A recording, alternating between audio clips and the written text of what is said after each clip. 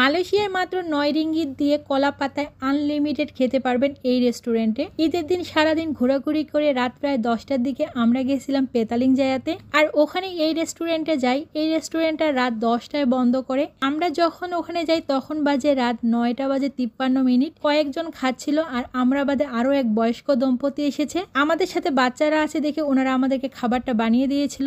এবার বলি 9 রিঙ্গিত দিয়ে আনলিমিটেড খাওয়ার ব্যাপারটা। 9 রিঙ্গিত দিয়ে ভাত, ডাল, 3 রকমের নিরামিষ তরকারি আর পাঁপড় পাবেন, যত খুশি খেতে পারবেন। তবে অন্যান্য রেস্টুরেন্টের মতো এখানে মাছ, মাংস, ডিম, রুটি, দোসা সবকিছুই পাবেন, তবে সেগুলো খেতে গেলে আলাদা বিল দিতে হবে। আমরা একদম শেষে গেছিলাম দেখে মাছ মাংস আর তেমন কিছুই ছিল না, যেগুলো ছিল সেগুলো আর আমরা নেইনি। কলা পাতায় প্রথমে দিল পুঁই শাকের তরকারি, তারপর মূলার তরকারি, তারপর দিল একটা বেগুনের টক যেটা খেতে অনেক মজার ছিল।